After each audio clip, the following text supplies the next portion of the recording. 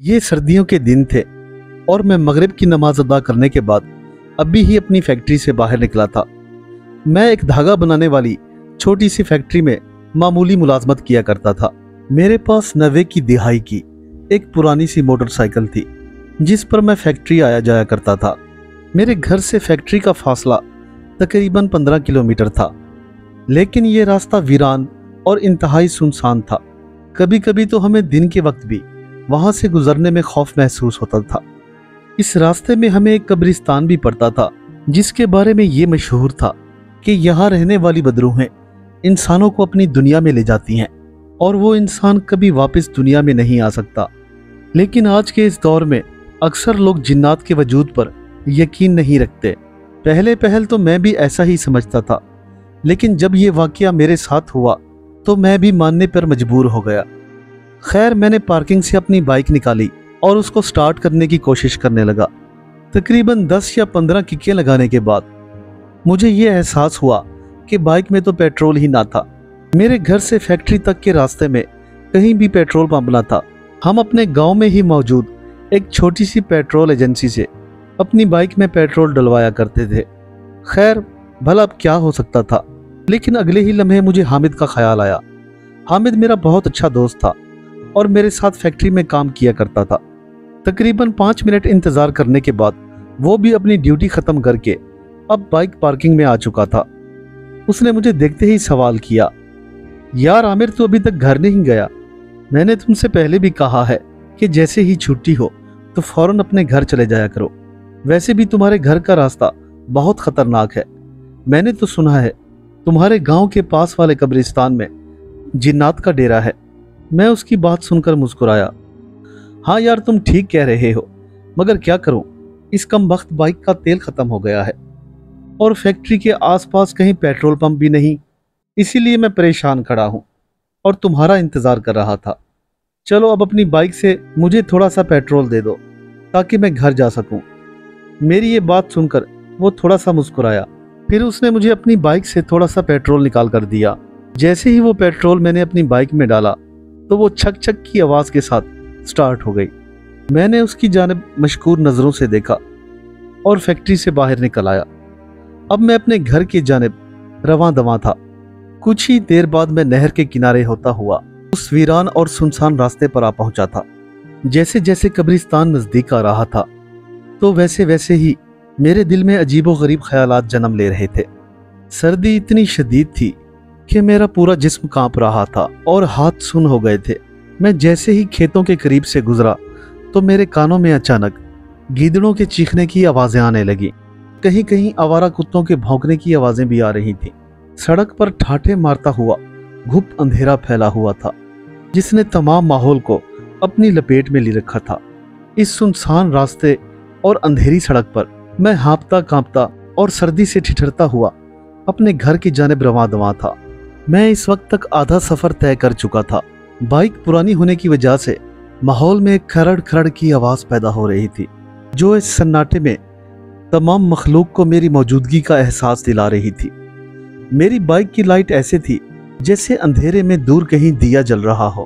خیر، میں اللہ پر توکل کیے اس کچے راستے پر سفر کیے جا رہا تھا۔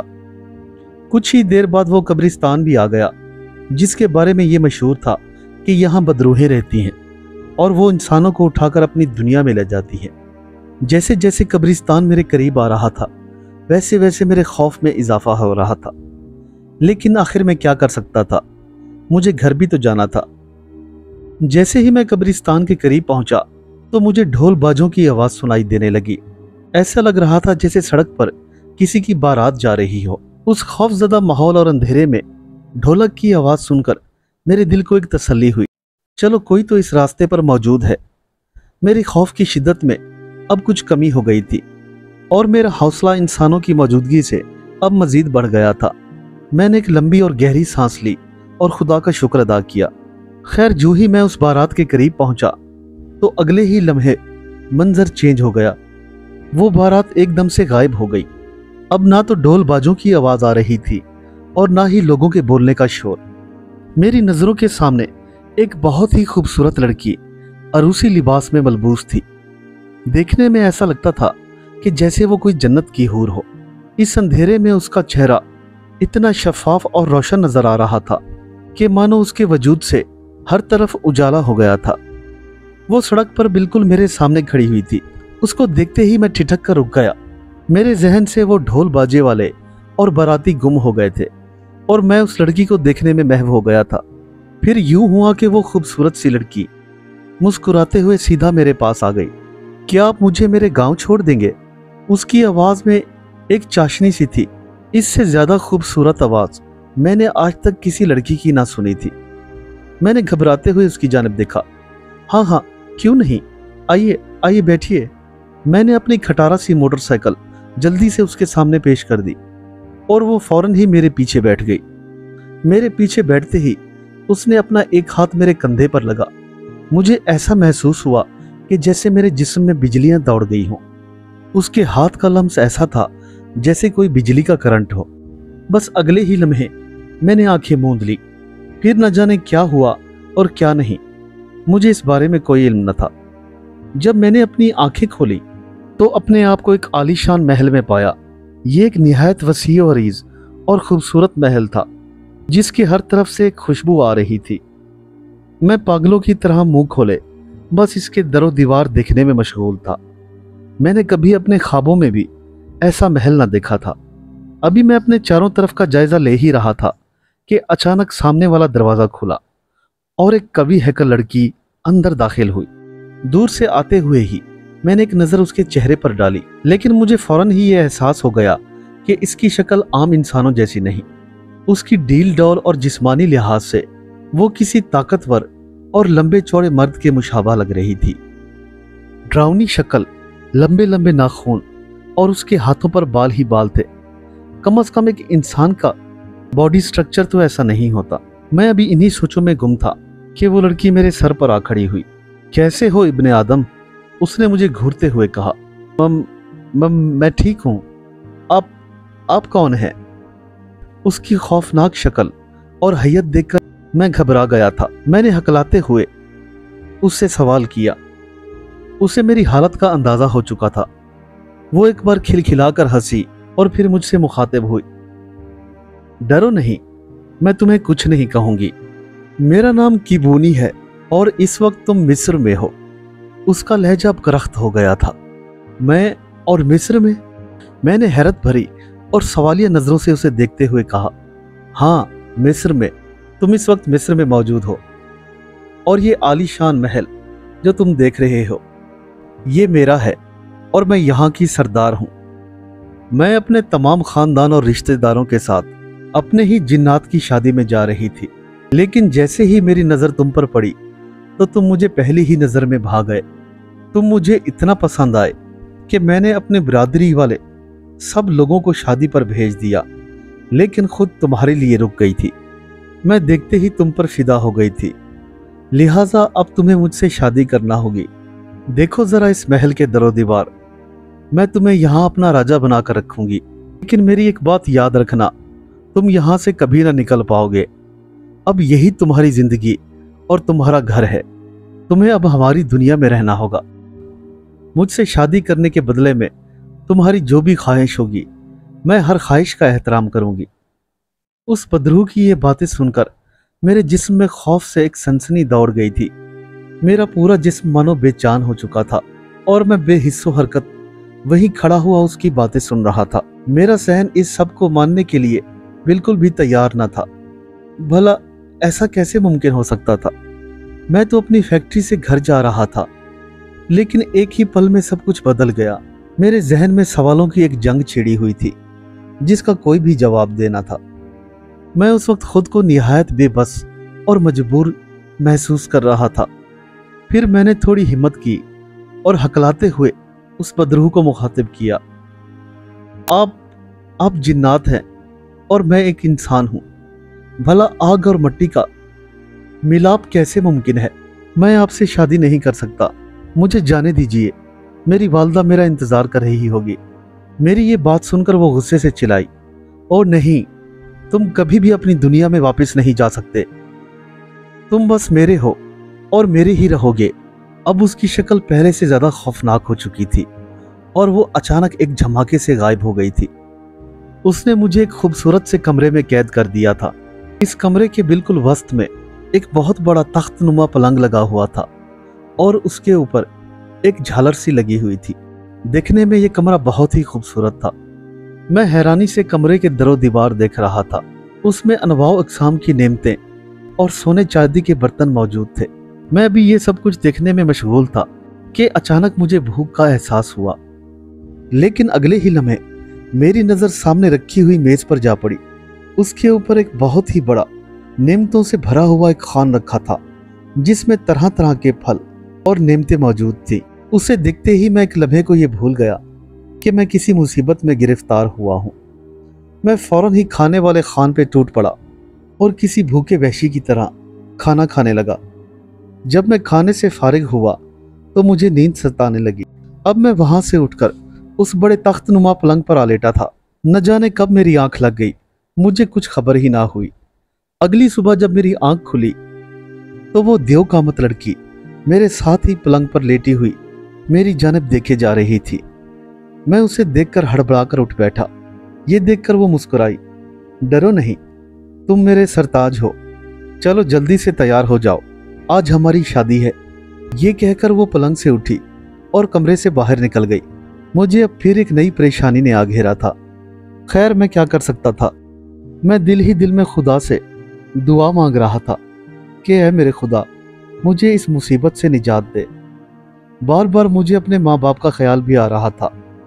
मेरे बूढ़े माँ बाप मेरे आने की आस जमाए मेरा इंतजार कर रहे होंगे और मैं न जाने किस मुसीबत में फंस गया हूँ। खैर जैसे ही रात हुई तो उस महल में जोर जोर से ढोल बजने लगे और हर तरफ से रोशनी का समा पैदा होने लगा। अगले ही लम्हे मैं किसी तख्त पर बैठा हुआ था और मेरे सामने लोगों का एक हजूम था। मेरे जिस्म पर अब एक सुनहरे रंग की शेरवानी और सर पर बहुत बड़ा ताज था। जैसे ही मैंने अपने दाएं तरफ नजर की तो मेरे साथ ही वही लड़की जो उस रात मुझे रास्ते में मिली थी दुल्हन बनी बैठी थी। वहां मौजूद सब लोग बहुत खुश थे और खूब हल्ला गुल्ला कर रहे थे। रात के आखिरी वक्त जैसे ही ये जश्न खत्म हुआ तो सभी अपनी अपनी मंजिल की तरफ रवाना हो गए। मेरी जिंदगी में अब एक नए सफर का आगाज शुरू हो चुका था। मेरी बीवी हद से ज्यादा मुझसे मोहब्बत करने वाली थी। वो मुझे हमेशा अपने साथ रखती और अपने इलाकों की सैर करवाया करती थी। मुझे जब भी जिस चीज की तलब होती वो फौरन हाजिर कर देती। लेकिन ये सब कुछ पाने के बाद भी मैं खुश नहीं था। मेरा दिल तो जैसे मेरे घर वालों में अटका हुआ था। मुझे समझ ना आता था कि मैं अपनी किस्मत पे रश्क करूं या रो दूं। खैर आहिस्ता आहिस्ता वक्त गुजरता गया और मैं उस माहौल का आदी होने लगा। एक दिन मैं और मेरी बीवी किसी जिन की शादी में गए। वहां पर मेरी मुलाकात एक बुजुर्ग से हुई। उसने मुझे देखते ही फौरन पहचान लिया। तुम इब्ने आदम से हो ना? उसने सवालिया नजरों से मेरी जानिब देखते हुए कहा। मुझे उसके मिजाज में थोड़ी सख्ती मालूम हुई और मैं डरता हुआ उसके सवाल के जवाब में बस हाँ ही कह पाया था। इतना कहकर वो बुजुर्ग जिन मेरे सामने बैठ गए और फिर मैं उन्हें अपनी दुनिया के बारे में बताने लगा। उस रात मैंने उस जिन को अपनी गुर्बत से लेकर अपने इस मुसीबत में फंसने तक का तमाम वाकया सुना डाला। मेरे चेहरे के ये तासुर देखकर उसकी आंखें नम हो गई थी। आखिरकार हिम्मत करके मैंने उस बुजुर्ग जिन को ये कह डाला कि मैं अपनी दुनिया में वापस जाना चाहता हूँ और इस मामले में मुझे उनकी मदद की जरूरत है। इस दुनिया में मुझे सिर्फ आप ही नेक लगते हैं। क्या आप मेरी बीवी से मुझे निजात दिला सकते हैं? मैंने सवालिया नजरों से उस बुजुर्ग जिन की जानिब देखते हुए कहा। मेरी ये बात सुनते ही उन्होंने अपना सर नीचे की जानिब झुका दिया और किसी गहरी सोच में डूब गए। फिर चंद सातों बाद उन्होंने अपना सर ऊपर की जानिब उठाया। बेटा, ये काम थोड़ा मुश्किल जरूर है, लेकिन मैं कोशिश करूंगा कि तुम्हें यहां से निकाल पाऊं। इतना कहकर वो बुजुर्ग जिन वहां से चले गए। इस वाक़े की खबर मैंने अपनी बीवी को बिल्कुल भी ना होने दी थी और ना ही उसे ये बताया था कि मेरी किसी नेक जिन से दोस्ती हो गई है। मैं जब भी उदास होता तो रुमाल को सूंघ लेता। फिर हम दोनों ढेरों बातें किया करते थे। आहिस्ता आहिस्ता हमारी दोस्ती हो गई। अब मैं उसके साथ उसकी नेक महफिलों में भी शरीक होने लगा था। फिर एक दिन अचानक वो बुजुर्ग जिन मुझसे मुखातिब हुए, बेटा तैयार रहना, मुझे जैसे ही मौका मिलेगा मैं तुम्हें अपनी दुनिया में वापस छोड़ आऊंगा। उसकी ये बात सुनकर मैं दिल ही दिल में बहुत खुश हुआ और उस दिन का इंतजार करने लगा कि आखिर कब मैं इस जहन्नुम से निजात पाऊं। ये एक गहरी और अंधेरी रात थी। उस रात मैं अपने कमरे में अकेला मौजूद था और खुशकिस्मती से मेरी बीवी भी मेरे आसपास मौजूद न थी। अचानक ही मुझे अपने कमरे में किसी की मौजूदगी का एहसास हुआ, लेकिन यह देखकर मेरी खुशी की इंतहा न रही कि वो बुजुर्ग जिन मेरे सामने खड़े हुए मुस्कुरा रहे थे। चलो बेटा, जल्दी करो, अपनी आंखें बंद कर लो, मैं तुम्हें यहां से निकालने आया हूं। वो उस वक्त थोड़े घबराए हुए लग रहे थे। उन्होंने फौरन ही मेरा हाथ पकड़ा और हम दोनों वहां से गायब हो गए। अगले ही लम्हे जब मैंने आंखें खोली तो मैं उसी सुनसान और वीरान रास्ते पर खड़ा हुआ था जो मेरे घर की जानिब जाता था। मुझे अपनी आंखों पर जरा भी यकीन ना हो रहा था, क्योंकि ये रात का वही वक्त था जिस वक्त वो बदरूह मुझे यहां से लेकर गई थी और मेरी खटारा बाइक भी उसी जगह नीचे पड़ी हुई थी। उसकी लालटेन जैसी रोशनी अब भी जल रही थी।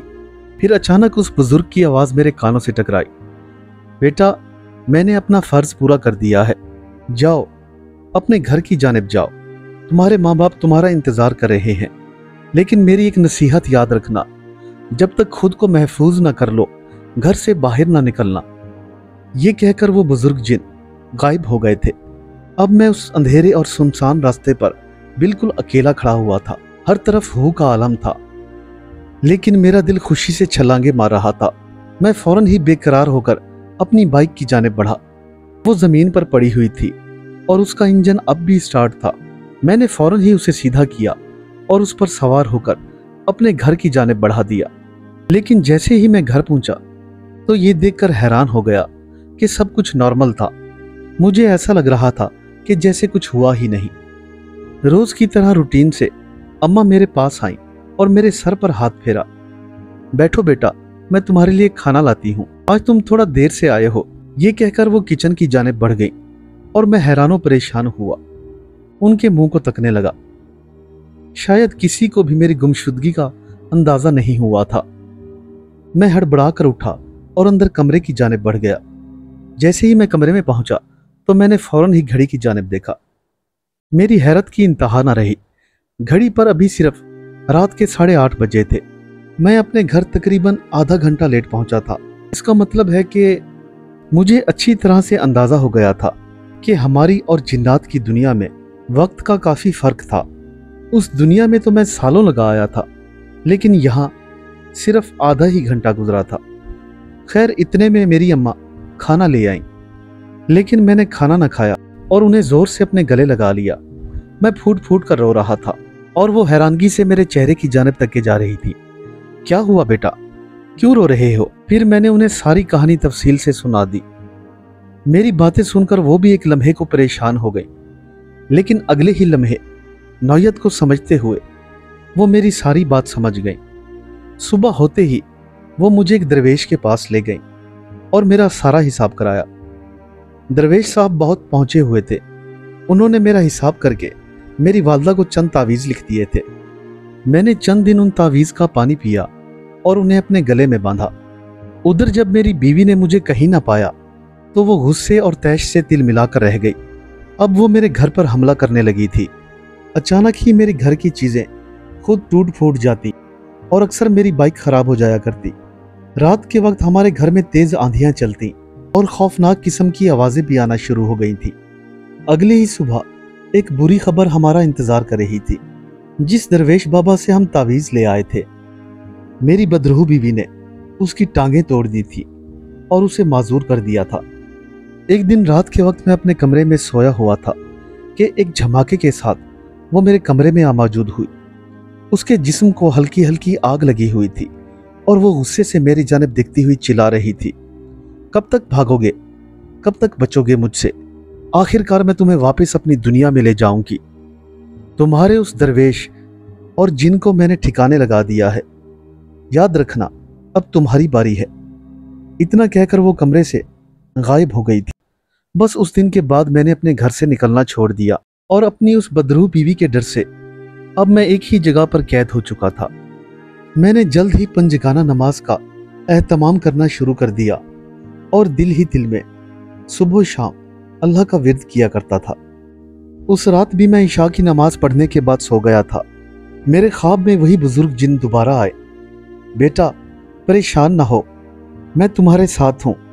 मैं तुम्हें एक अमल बताता हूं, लेकिन याद रखना ये अमल अपनी जिंदगी में कभी ना छोड़ना, नहीं तो बेमौत मारे जाओगे। इतना कहकर उन्होंने एक कागज मुझे दिया और मेरी आंख खुल गई। जैसे ही मेरी आंख खुली तो मैंने अपने सिरहाने एक कागज पाया। मैंने लपक कर वो कागज उठा लिया और उसे खोल के देखने लगा। उस कागज पर आयतल कुर्सी लिखी हुई थी। उस दिन के बाद मैंने अपना मामूल बना लिया कि सुबह शाम आयतल कुर्सी पढ़ा करता था। फिर एक रात ये हुआ कि मेरी वालदा के कमरे में चीखों की आवाज गूंज उठी। मैं हड़बड़ाकर अपने बिस्तर से उठ बैठा और सीधा वालदा के कमरे की जानिब भागा। अगले ही लम्हे वो मंजर देखकर मैं दहल गया। मेरी उस बदरूह बीवी ने मेरी वालदा को बालों से पकड़ा हुआ था और अपने नाखून उनकी गर्दन में गड़ाए हुए थे। मैंने जैसे ही ये मंजर देखा तो गुस्से से तिलमिला गया और चीखकर उस बदरूह को पुकारा, छोड़ दे मेरी माँ को, नहीं तो मैं तेरी जान ले लूंगा। मेरी ये बात सुनकर वो मुस्कुराने लगी। तू मुझे क्या मारेगा, मैं तेरा पूरा खानदान खत्म कर दूंगी। ये कहकर उसने मेरे वालदा को अजियत देना शुरू कर दी और वो दर्द से चीखने लगी। मैंने फौरन ही अपने दिल ही दिल में आयतल कुर्सी का विर्द शुरू कर दिया। जैसे जैसे मैं आयतल कुर्सी पढ़ रहा था उस बदरूह के जिस्म को आग लगना शुरू हो गई थी। ये देखकर मेरा कुछ हौसला बंध गया और मैं जोर जोर से तेज तेज आयतल कुर्सी का विर्द करने लगा। लेकिन अगले ही लम्हे मैं हैरान हो गया कि आयतल कुर्सी की बरकत से मेरी उस बदरूह बीवी के तमाम जिस्म को आग लग चुकी थी और इसी हड़बड़ाहट ने उसने मेरी वालदा को छोड़ दिया था।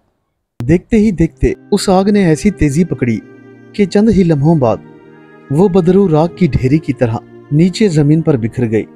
मैंने लपक कर अपनी वालदा को जमीन से नीचे उठाया और उन्हें सीने से लगा लिया। बस उस दिन के बाद खुदा ने मेरी उस बदरूह बीवी से जान छुड़ाई और खुशियों ने हमारे घर में डेरे डाल दिए। चंद साल बाद मेरी शादी हो गई और अब मेरे 4 बच्चे हैं। आज भी मैं अपने घर वालों के साथ एक हंसी खुशी जिंदगी गुजार रहा हूं। उम्मीद करता हूं मेरे दोस्तों को आज की कहानी पसंद आई होगी। जिन दोस्तों ने अभी तक हमारा चैनल सब्सक्राइब नहीं किया तो चैनल को सब्सक्राइब करके बेल आइकन को दबाना ना भूलें। मिलते हैं कल एक नई कहानी के साथ, तब तक के लिए अल्लाह हाफिज।